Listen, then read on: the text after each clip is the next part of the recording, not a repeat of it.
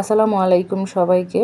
সারাদিন রোজা রেখে এটা সেটা কত কিছুই না খেতে ইচ্ছা করে, কিন্তু ইফতার করার পরে শরীরে এক ধরনের একটা ক্লান্তি চলে আসে, তখন আসলে কোনো খাবার দাবারই ভালো লাগে না।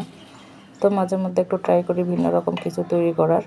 মাঝে মধ্যে একটু রুচি চেঞ্জ করে খাবার তৈরি করলে নিজের কাছেও ভালো লাগে। তাছাড়া পরিবারে এক একজনের এক এক রকম রুচি, তাদের চাহিদা অনুযায়ী খাবার তৈরি করতে হয়।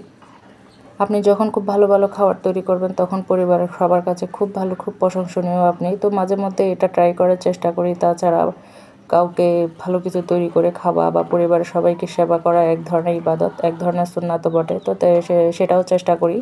তো আজকে জর্দা পোলাও তৈরি করব। জর্দা পোলাও প্রথমে রাইসগুলোকে ভালো করে সিদ্ধ করে নিয়েছি। রাইসগুলোকে 90% সিদ্ধ করে নিতে হবে।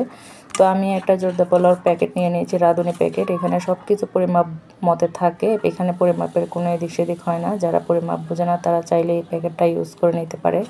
তো চালগুলোকে আমি ভালো করে সিদ্ধ করে নিয়েছি, একটু পানি ঝরিয়ে নিলাম যাতে ঝরঝরা হয়ে যায়। এখন যে চিনির প্যাকেটটা আছে সেটা গলিয়ে নেব, সাথে একটু লেবু দিয়ে দিব, না হলে আবার চিনিগুলো কেমন জানি ক্যারামেল হয়ে যাবে, মানে দলা পেকে যাবে। তো লেবু দিলে কী হয়, সেগুলো একটা আরেকটার সাথে লাগে না। তো এখন এগুলো ফুটিয়ে আসলে আমি চালগুলা দিয়ে দিব, চালগুলা দিয়ে ভালো করে নেড়ে চেড়ে নেব। পানিগুলো শুকিয়ে আসলে সাথে একটু ঘি দিয়ে দিব, ঘি দিয়ে কিছুক্ষণ নাড়াচাড়া করব।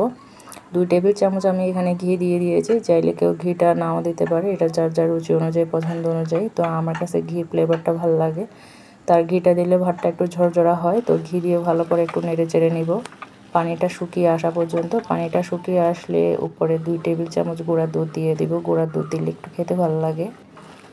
অনেকে এটাতে মোরব্বা ইউজ করে, তো মোরব্বাটা দিলে একটু বেশি মিষ্টি হয়ে যায়। এমনি তো চিনিটাতে প্রচুর মিষ্টি, তাছাড়া উপরে একটু মিষ্টি দিলে ছোট ছোট আকারে ও আরও মিষ্টি হয়। তো মিষ্টির পরিমাণটা এমনিতে একটু বেশি থাকে।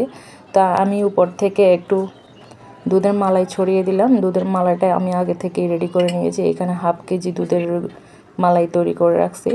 মালাইটা একদম ঘন করে নিয়েছি। তো এখন উপর থেকে এটা ভালো করে ছড়িয়ে দিব।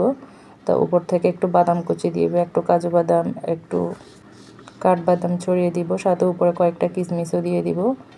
অনেকে চাইলে এখানে ছোটো ছোটো মিষ্টি অ্যাড করে নিতে পারেন। তো এমনিতে এখানে মিষ্টির পরিমাণটা বেশি, তো রোজা রমজানে একটু মিষ্টির পরিমাণটা কম খাওয়াই ভালো, কারণ আমাদের অন্যান্য খাবারের সাথেও মিষ্টি থাকে।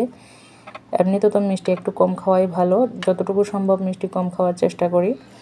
তো এখানে বাবুর জন্য একটু নিয়ে নিলাম, প্রথমে ওকে একটু খাওয়াবো। তো এইখানে আমাদের জন্য একটু সার্ভ করে নিচ্ছি।